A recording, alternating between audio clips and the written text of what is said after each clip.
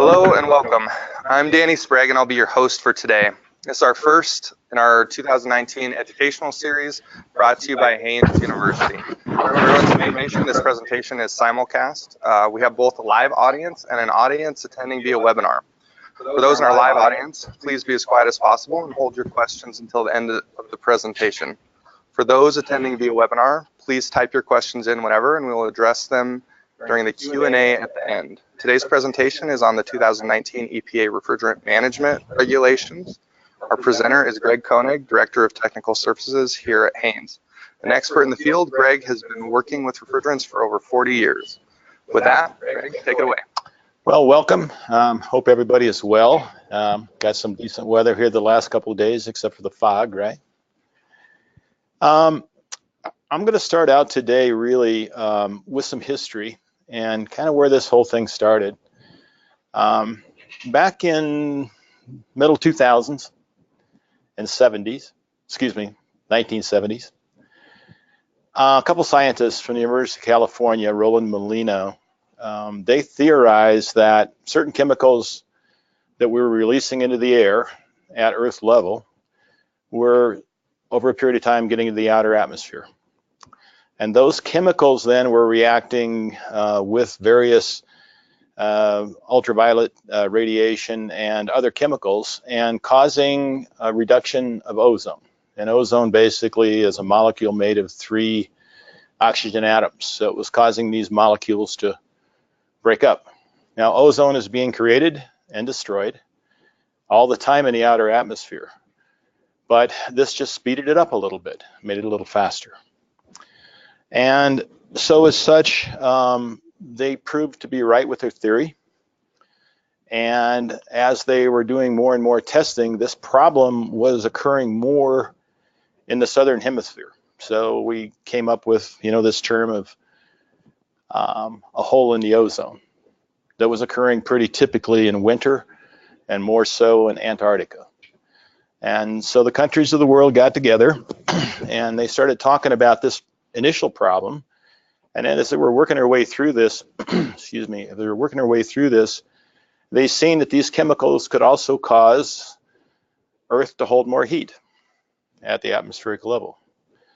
So the chemicals were designed by nature to absorb heat and to move heat, because that's kind of the way refrigeration works. We pick it up here, one place, and we move it outside if we're talking about air conditioning. And so they also started looking at greenhouse warming effect with it, but it wasn't a really big deal at that time. So in 1987, countries of the world got together in Montreal. Their scientists chatted about this whole problem. They decided it was something that needed to be handled. So they signed a treaty, and as legislation works in the United States, our people sign a treaty with somebody, they bring it back, and then our legislators move it back and forth, come up with a law, and go ahead and have legislation, then pass it on typically, because this is an environmental issue or whatever, or chemical issue, to EPA. So in 1992, actually in 1990, the Clean Air Act amendments that have been around since the 60s were amended to cover the use and application of these chemicals. And these chemicals, by the way, were used for lots of purposes. Probably the minor use of them actually at that point in time was for refrigerants. But as we moved on with that, in 1992, we went and added more teeth to it. So in other words, first of all, we had CFCs, chlorofluorocarbons, and then HCFCs were brought into it basically. Certain regulations, phase outs, lots of other legislation moved forward from there. So as you can see, we've kind of been in this area of regulation for what, 30 years? Quite a long time. Now, as part of training, as part of just awareness of these rules and regulations, in the early 90s, taught a lot of classes, moved more than 1,000 people through certification programs, on and on. And then it sort of quieted down. We haven't really had a whole lot of that going on. And part of the reason we wanted to do this today was to bring our business partners up to date with the regulations, provide a little bit of training.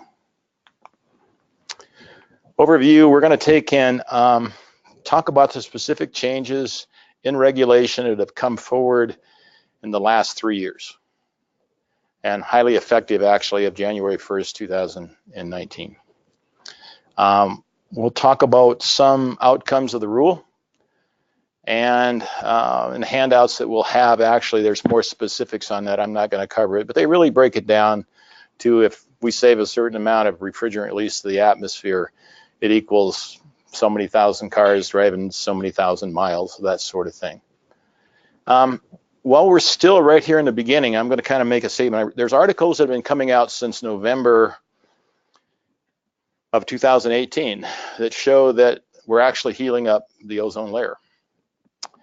And it looks like in the Northern Hemisphere, we will be back to original levels by 2030. And in the Southern Hemisphere, basically by 2060. So some of your grandkids won't have to wear sunscreen as much as they do. And the ophthalmologists, they won't have quite as much business with people like me for cataracts. It all moves away. All right, so what is the National Refrigerant Management Program? It's part of Section 608 of the Clean Air Act Amendments. And as part of that, there's certain regulatory requirements. So these cover the entire area of how a refrigerant is handled. So technician certification, refrigerant sales restrictions, service practices, recovery and recycling equipment, record keeping, which is very, very important for owners and operators, repairing refrigerant leaks again. The regulations are getting tighter, and I'm going to go through those. Appliance disposal when old equipment basically is moved out and new equipment is brought in, and refrigerant reclamation. So what refrigerants are affected? So ozone depleting refrigerants, CFCs and HCFCs, of course, have been regulated for quite a while. There has been venting prohibition since 1992. And so as such, those particular chemicals, we've worked with them a long time, but they are typically going to be almost fully phased out by 2020, with the exception of refrigerant 123 for you might have in some of your centrifugal chillers, and that phase out from production or import ends in 2030. Now, the substitute refrigerants then for those would be HFCs, HFOs, and PFCs. So they're alternative refrigerants that are less harmful to the environment. Now also, let me just say the HFCs, we've been using these for a long time. We've been using these, like for instance, 134A for more than 25 years, okay? So where we are now, these substitute refrigerants are now going to be more heavily regulated than they were in the past. But since 1995, all alternative refrigerants to the CFCs and HCFCs have in fact had a prohibition to venting. So you couldn't intentionally vent them. So every refrigerant practice that we were using for HCFCs and CFCs just moved right into that category. So hopefully everybody is okay with that. Not new regulations as such, just different. Now there are some substitute refrigerants basically that are in fact exempted. And for the most part, they're going to be refrigerants we're going to be using for air conditioning, if you will, in the future, okay? Some of them are used today in industrial process machines for specialized applications. So in these areas, you can kind of see up here, big list, I'm not going to go through them, but a couple, carbon dioxide, CO2, H2O, water, they're used in certain processes. But for the most part, these are going to be hydrocarbons, such as propane, isobutane, R441A, which is a blend of hydrocarbons, and ethane. They'll be used in the future for refrigerants. And the reason for that is they have very, very low greenhouse warming potential, and they have no ozone depleting potential because they don't have any chlorine in their molecule. So the process with that as we move to these There will be some, regulations, I suppose, in the future that will come about, but for right now, they're just exempted. Okay, so some changes to the sales restriction. Now, prior to 1/1/2018, you didn't have to be a certified technician to purchase HFC refrigerants, but you do now. And prior to that date, refrigerant distributors and wholesalers, they didn't have to keep records of where those refrigerants went, but you do now. And small cans, basically, that you'd get in an auto parts store to do, to your own charging of your car, if you're adventuresome, they were exempted also. And they still will be in the future from record keeping. Now, technicians must use certified recovery and recycling equipment when opening an HFC appliance starting 1/1/18. A little bit of a misnomer because this goes all the way back to 1995, because at that point you couldn't knowingly vent these refrigerants to the atmosphere, so you had to have recovery equipment and all the practices and everything. They just weren't quite as specific. Technicians must evacuate to the specified levels of vacuum when opening HFC appliances, which means they have to have the right equipment and they have to extract the refrigerant out of the machine to a specific level or better before they're able to open it to the atmosphere and work on it. Newly manufactured imported recovery and or recycling equipment models must be certified to use with HFC. So prior to that, manufacturers could build them and they could sell them, but they didn't have to meet specific performance levels, and they do now. And then EPA is working with UL to make sure that all this newer equipment meets the 2000 level UL requirements, because some of these refrigerants, because their hydrocarbons or have hydrocarbons in the blend, are flammable. So you wouldn't want equipment basically that couldn't allow for an explosion or fire.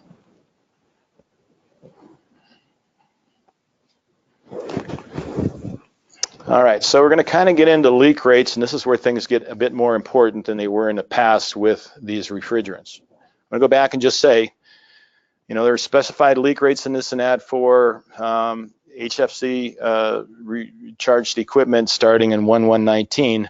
Prior to that, CFCs and HCFCs, we had these requirements, okay? Just kind of folded this in for these alternatives. Existing leak repair requirements will continue as is for ozone depleting appliances. So nothing's changed over there, except for one major thing that I'm going to bring up is you don't have quite as much leak rate available before you have to take action. The leak rate must be calculated every time refrigerant is added to an appliance containing greater than or equal to 50 pounds of refrigerant. Key word in there is what? Rate, right? Not when you leak so much, but you leak at a rate. And so we'll go through some formulas here in a little bit, talk about that. The repair requirements described next in the following slides apply starting January 1st, 2019. So we're a couple months into that just about now. And again, only if the threshold is above that, only if you have a machine that's above that 50-pound charge. Is everybody okay with that? I ask a question I'm not supposed to, but that's all right. I usually work in a little different format than this. So in the process of looking at this, if a machine has a charge less than 50 pounds, it's a great idea to take and follow the rule, get the leak fixed, take care of things, not be spending a lot of money on refrigerant or taking a risk of damaging the machine more, running low on charge, right? All that should be taken care of that way. But if it's greater than 50 pounds of an ozone depleting substance and or alternatives, then you got a time limit to get this taken care of. So in the past, basically, we had certain levels of leak before it triggered a point in time where we had to take and have something accomplished to stop the leak. The key word I just said there was what? Stop the leak, right? There's various ways you can do that besides repairing it, and I'll get to those. So the number was 30% for industrial process IPR, lowered from 35. Industrial process simply means you make a product with a machine. okay? Not cool the air, but you actually end up making a product, something. Commercial refrigeration, I think everybody would understand what that is. It's, you know, commercial freezers and walk-in coolers and on and on and on. Anything with a charge greater than 50 pounds. And so that's been lowered from 35% to 20%. And that's a substantial reduction if you look at it. It's almost half, right? And then in the area where most of you work, 10% for comfort cooling lowered from 15%. A certified technician must perform a leak inspection to identify the necessary repairs if you do have a leak. And the repair must bring the appliance leak rate below the threshold. So I just said a leak rate. So if you had a rate of 10% and you brought the rate down to 9%, you get back in compliance, right? I wouldn't suggest you want to do that, but you could get back in compliance because we're dealing with rates. All right, definition of appliance. First of all, in EPA parlance, an appliance could be a refrigerator in your home, or it could be a machine large enough to take care of a 30-story office building. An appliance is an appliance. And EPA looks at this as each appliance being a separate circuit. So if I had a machine, for instance, with an operating charge of 190 pounds of refrigerant, but I had 4 circuits, each one would be about 45 pounds per circuit. So none of those machines would cross that 50-pound threshold. Is everybody okay with that? Okay, so leak rate calculations, and we're going to use some terminology here, but provides that under the rolling average method, formerly method 2, in order to close out a leak event, the owner or operator must repair all identified leaks and verify that repairs have been successful. So in the past, you could repair a leak but didn't have to go through a verification process unless you had industrial process equipment. If you had those, we had a definite path that said you got to do this and then move on to some further testing. And I'll get into that a little more. Record-keeping technicians must provide owners and operators with invoices, including amount of refrigerant added and the results of leak inspections and verification tests. So what a technician is required, because he's the certified person, he's required, after he's done these repair procedures and additions of refrigerant charge or charge the machine, to give the owner an invoice or operator. That's not a bill. Just a document said, this is what I did. So he's required then to take and pass that to whoever the official is, basically taking in that information for the owner or the operator. All right. And he's going to do that probably within hours or minutes of when he completes the repair. Now, once he passes that on, his responsibility is done for record keeping, and it's all the owner. Not the service company, it's the owner, and this has always been the case. And the reason for that is EPA doesn't want one of these where an owner is just farming out different companies, putting in charge, doing a little topping here and there to get him through whatever procedure needs to be. And their legalese is when he knows or should have known that he has this problem.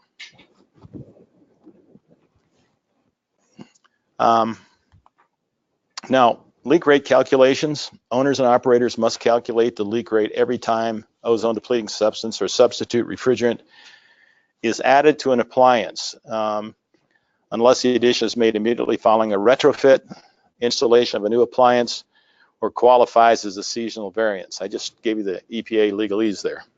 So seasonal variance just simply means that certain machines and applications run with a different refrigerant charge seasonally. Some of them have more refrigerant in their operation in winter than they would in summer. And so they're moving it back and forth. That's a seasonal variance. Retrofit simply would be, let's say, for instance, you have an R22 system now, and the machine basically is operating well, but what you decide to do would be to convert it to an alternative refrigerant like 407C. That would be a retrofit. Or you simply just replace it with a new machine. And so in certain ways, and I'll get into those in procedures, there's different ways that that can be handled. So first of all, this is their formula. And we're going to start out with this. And over here on the left, basically, this would be refrigerant added if I were going to do my calculation. So technician hands a piece of paper to you, says, hey, you know what? I put 10 pounds of refrigerant in this machine. And then the owner needs to know what the optimal operating charge is for the machine. So in this case, it's 100 pounds. And so if we take 10 and divide it by 100 times, in this case, then 365 days divided by, in this case, it was 200 days. Because we're looking at rates here. We're not looking at amounts. All right. So if I finish my calculation, 365 divided by 200 times 100 to get percentage, I end up with a leak rate of 18.25%. Now, if this is a comfort cooling system, I would judge at that particular point in time, this machine is leaking at a rate greater than 10%, right? So I kind of want to make sure everybody's understanding this rate thing. A couple different ways that this can go, but this will be the formula that if we're going to help you apply this, and our technicians are going to do a little bit of work here and help our customers apply this, but ultimately the responsibility goes back to the customer. Everybody's okay with that? All right, so in this case, we look at our form here at the top, we're going to have equipment type and service dates and several other things. But it's going to go down through the process then of putting things in certain places, and then this is the form that you will get, okay? So a technician finds a leak, okay? And then it's ascertained that we need to go forward with it. So he's going to go to the owner and say, will you authorize this repair, which is a leak check, first of all. And if the owner says yes, then we do the leak check. We find the leaks, and then we go back again, and somebody will probably get in touch with you and say it's going to cost X amount to take and repair these leaks. So he'll go ahead then, and once you authorize, and we'll get moving to get this leak repaired.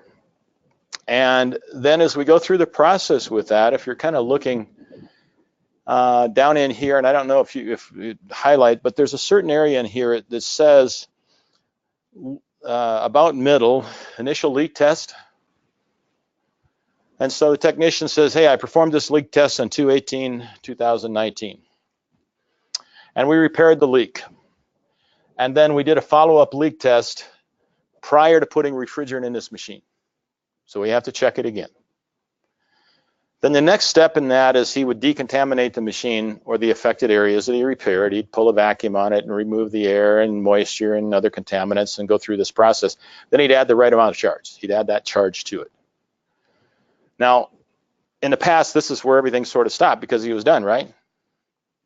But now we have to have a follow-up or a verification test that the leak, in fact, has been repaired. So he has to bring the machine in operation, has to bring it up to normal operating temperatures and pressures under load, and then do another test.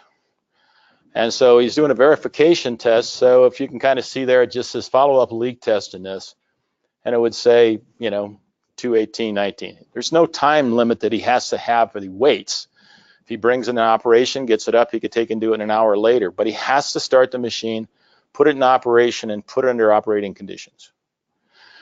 Only under industrial process applications do we have to do this before. Now our calculations down here will work, and part of that calculation can be put in place. But the technicians are going to ask you for records, right?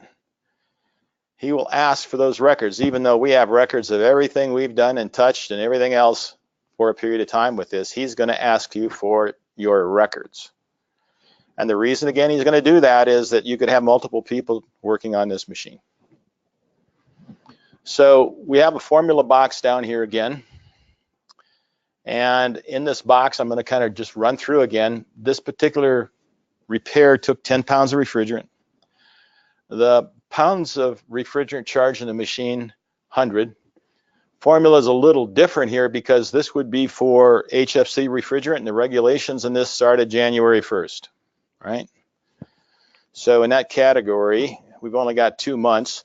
So whatever is there would still be divided by the 365 days. And so as we go through, we put the 10 pounds there, we would be at 10% if it had been a period of time, a long period of time. In this case, I'm going to say we would go back. So a year from now, if we were doing this test and we knew it had been a year and this came out, something else would pop up here. He's going to ask, you're going to ask some questions. So he's going to say, what area is this in? Refrigerant equipment type, industrial process, comfort cooling, is it greater than 50 pounds of charge? And we would allow then up to 10%. And so there'd be an arrow come up in here. It says leak exceeds EPA allowable leak rate. Okay. And so if you're able to take and see this, the answer would be no. And the reason for no is it's not greater than 10%. 365 days, run a test, it's been a year, 10% of the charge doesn't exceed, right? If it had been 11 pounds, then it would have exceeded, and this would have gone in another category. Leak exceeds EPA allowable leak rate. It would have been a yes.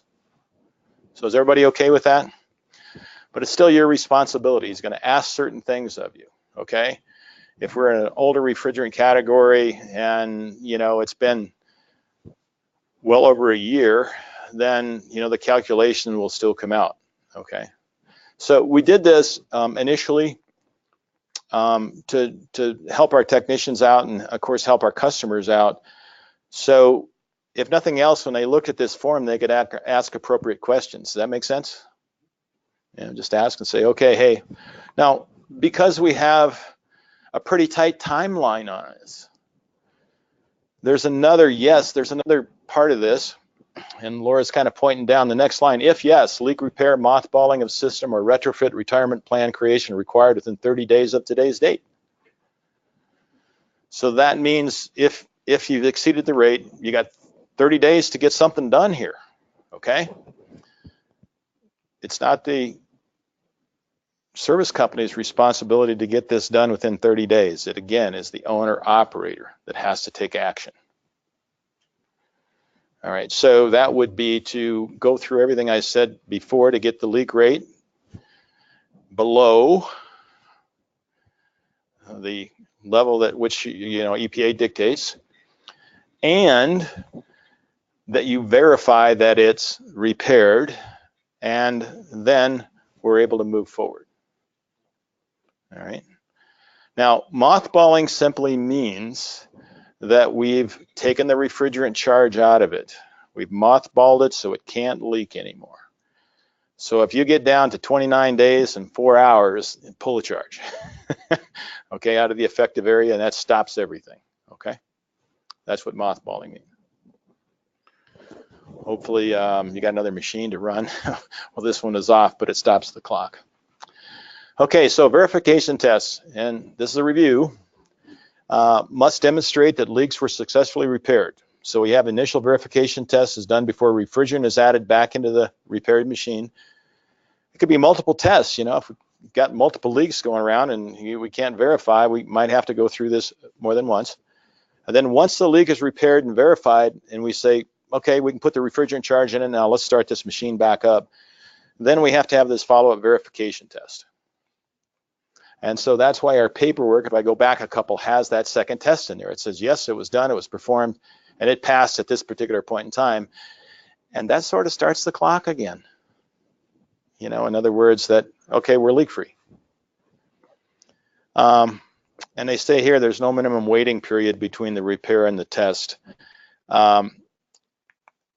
Again, it's better, you know, it's a lot of times we repair a machine, but for today, it probably wouldn't be a good day to run a machine under full load, right? Not going to have any load at all in the building, probably.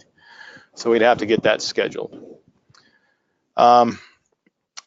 If either the initial or follow-up verification test indicates that repairs were not successful, you may conduct as many additional repairs and verification tests as needed within a 30-day repair period. Right. And this sometimes happens, and I'll kind of explain a little bit. We go out and we do the test, and we do a positive pressure test, and everything is fine, and we put it into a very deep vacuum for decontamination. And that's also a leak verification test, and it won't hold the vacuum. So we're back starting over to get this figured out. And so, you know, they're back to leak checking and chasing around. Bad way to put it, but that's what we do to take and find another leak. There's something we missed. Okay, so once you've exceeded the leak rate and you've done your repairs, then EPA says, well, you got to come back and do some more maintenance. So periodic leak inspections are required, and they're required for appliances that exceeded the threshold leak rate, must be conducted by a certified technician. All visible and accessible components on the appliance must be inspected. And what does not considered visible or, you know, accessible? Sometimes you very high, you know, level, basically where the machine is, or parts of the machine are covered by insulation or that sort of thing. But what they're talking about there is that you've got to take and do these inspections. And the periodic inspections then must be performed according to the following schedule if a leak rate is exceeded. So if you have a commercial refrigeration or industrial process machine, in that category, if it's more than 500 pounds of charge or equal to it, you're going to have to take and do a leak check every quarter. You have to do it 4 times a year. You have to make sure in those tests that you're below the rate. 50 to 500 pounds once per calendar year until the owner operator can demonstrate the leak rate has not exceeded the threshold. So most of you are probably going to be in that area if you have these special category machines. Now, under comfort cooling with refrigerant charges equal to or greater than 50 pounds, once per calendar year until the owner operator can demonstrate that a leak rate has not exceeded 10%. All right, so they're mandating this now. You didn't have to do that before. Just fixed the leak and went on with the operation of the machine. Something's running low here. Not sure which one is. Just shut that off. Okay. All right. So we had our 30-day time period. Everybody is okay with that, right? Have the leak exceed that. Everything's verified. Technician, you got 30 days to do something. So the 30-day repair schedule will also be available to commercial refrigeration and comfort cooling applications currently only provided for industrial process. So you can get extensions for a couple things. So one of the extensions is when the components must be replaced. They're just not available. So that happens to us a lot with older machines now. We go to order a gasket and they say, we're going to get it to you in 6 weeks.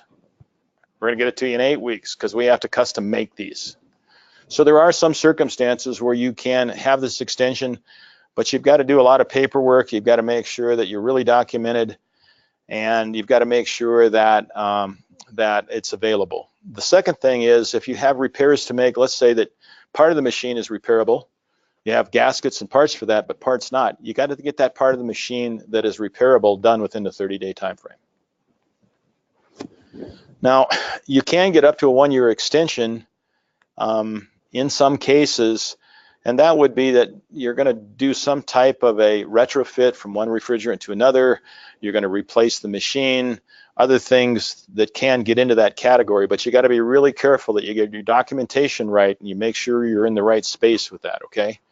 You can't wait 31 days, not repair the machine and make a decision to go someplace else, because then it's too late. You got to get this all done in 30 days prior to that. Now, something new. Chronically leaking appliances or machines. Owners and operators must submit reports to the EPA if any appliance leaks equal to or greater than 125% of the full charge in 1 calendar year. Never had to do that before, where you send EPA a letter and says, come see me. Okay, so that's important that you know that. And then if that occurs, you have to describe, what efforts you've done to identify the leaks and repair the appliance. And the reports must be submitted no later than March 1st of the following year. All right. So you got to kind of be following that. Now, older machines, gasket failures, breaks in tubing, on and on and on. It's not uncommon that you could have 2 sets of leaks in a year on a circuit in a machine. It's really not. You got older equipment, 20, 25-year-old old equipment. Okay, so owners and operators must maintain hard or electronic copies, records documenting the full charge of the appliance. That's important because when a technician gets there to work on it, he needs to have that data from you. records such as invoices showing when service or maintenance is performed, when refrigerant is added to an appliance or removal in the case of disposal, when a leak inspection is performed, and when a verification test is conducted. So anyway, again, it's important to have those records because a technician is going to ask you for them so that he can help you, look at these leak rates. I'm going to say this for the 4th time, but it's really up to who to make sure the calculations are done. Owners and operators, right? If using an automatic leak detection system, and some of you with larger equipment do have refrigerant monitoring equipment in the equipment room, okay? And that's more for catastrophic losses of refrigerant to the room that could harm people. Not really, most of that is not really set up to be using for leak detection. Because even somewhat of a substantial leak won't show up very well in that because you're flushing these rooms with so much air, fresh air all the time, for the safety of the people that are working there. But if you do have it, then once a year it has to be tested and verified that it is functionally working.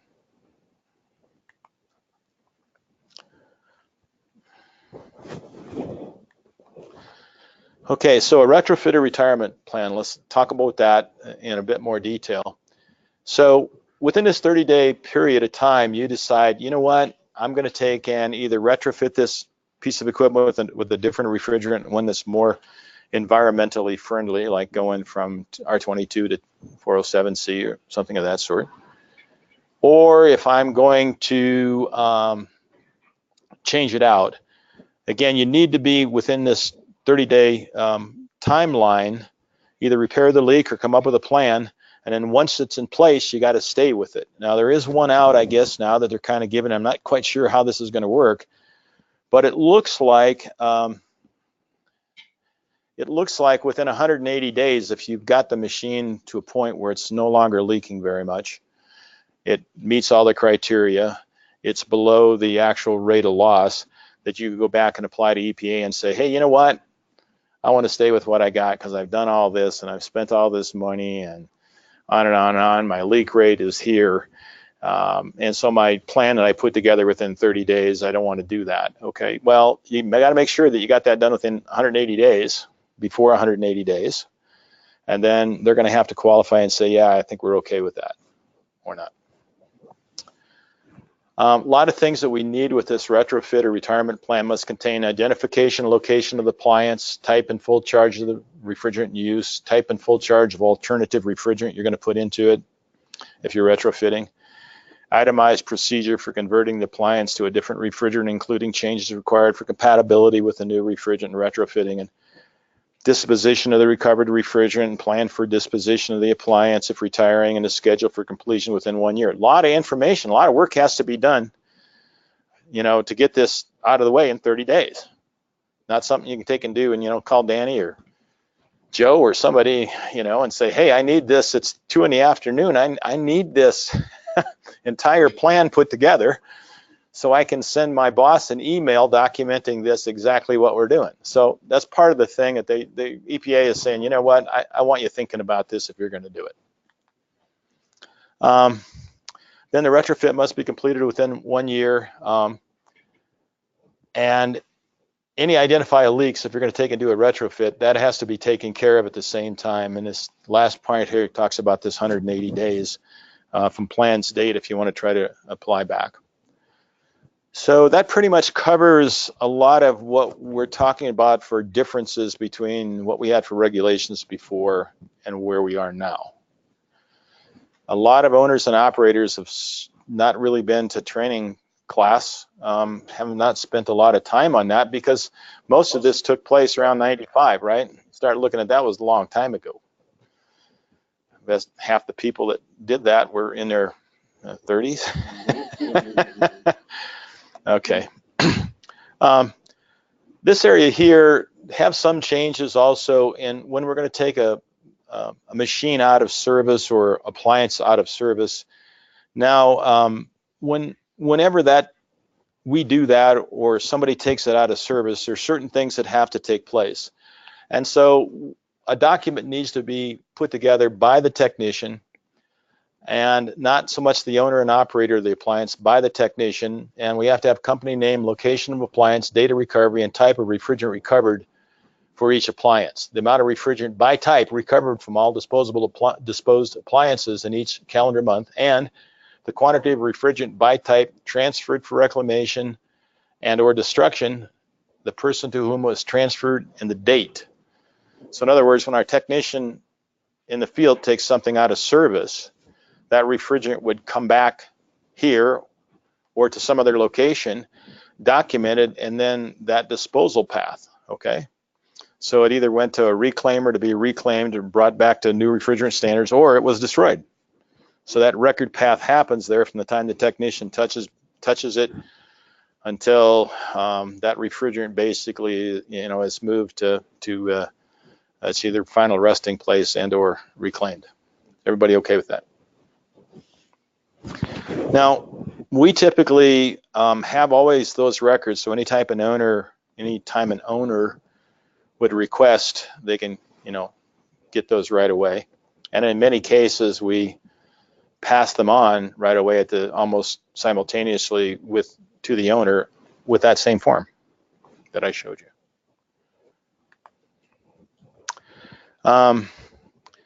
EPA basically changed the reclamation, just simply states here, AHRI is American Heating Refrigeration Institute Standard 700, 201, 2016. So the standard's been around since the early 90s, and it just says, hey, anything that comes out from a reclaimer is going to meet this purity standard, which is the purity standard for new refrigerant.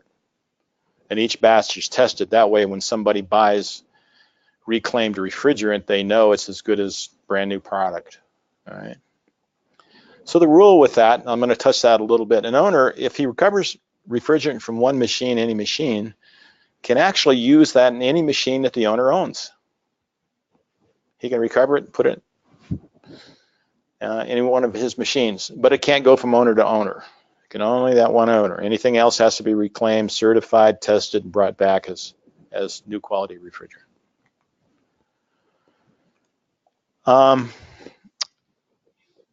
The outcomes basically of this update just means consistent treatment of commonly used refrigerants, ozone depleting substances, HFCs, and blends.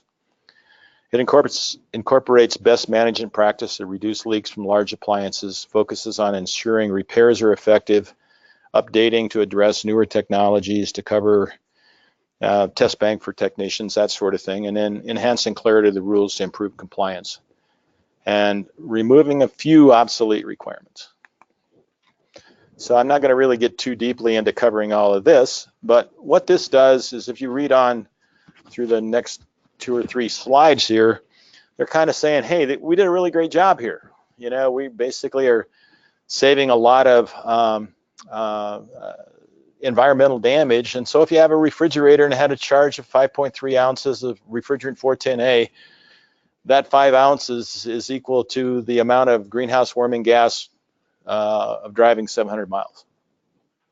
So if you get into larger stuff down here, like your supermarket, a 2,000 pound charge at 407C, it'd be the same as driving 3,856,000 miles, or the energy used in 170 homes for a year. So big charges, big machines, big losses cause a lot of environmental issues.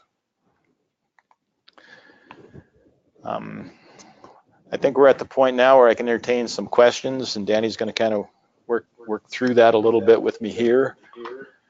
I believe. Yeah, we got a question from someone on our webinar asking for a list of typical HFCs. You use that term several times, and what equipment that might be used in. Okay, so typical HFC would be R134A that you'd be using in an awful lot of your machines.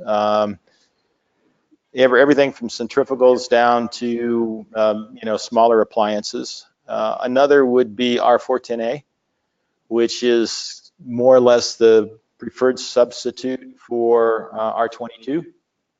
Another one would be 407C, which is a substitute refrigerant, alternative refrigerant for R22. So those would be the most common.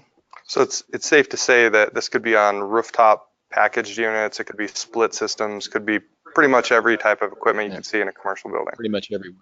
So I'm going to expand on that just a little bit. And this is where it gets complicated because there's about, and I did some research on this 2 years ago, and I started looking at these blend refrigerants that were supposed to be substitute refrigerants for R22. And we were doing some extensive research here at Haynes to find the best alternatives, that sort of thing. When I got to 85 substitute refrigerants, I stopped.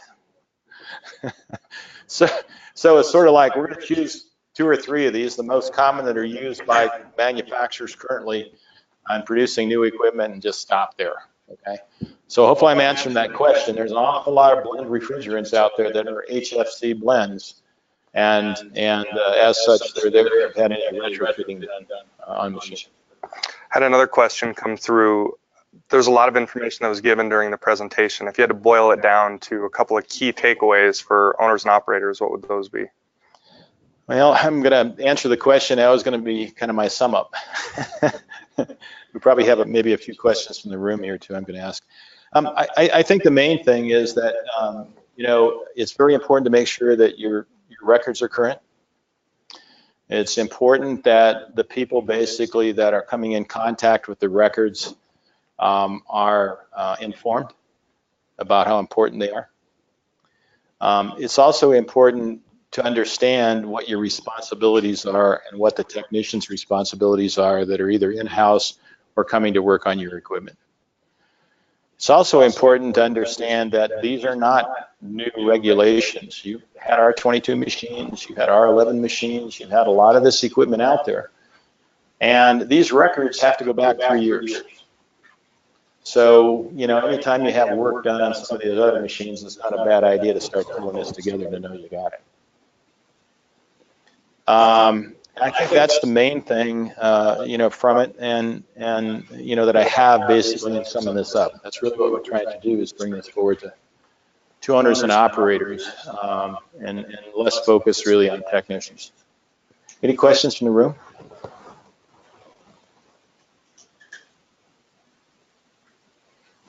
All right, well, thank you very much.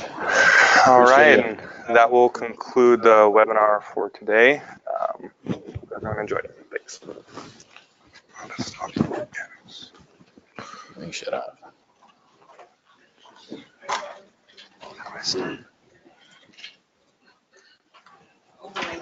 How do I stop that?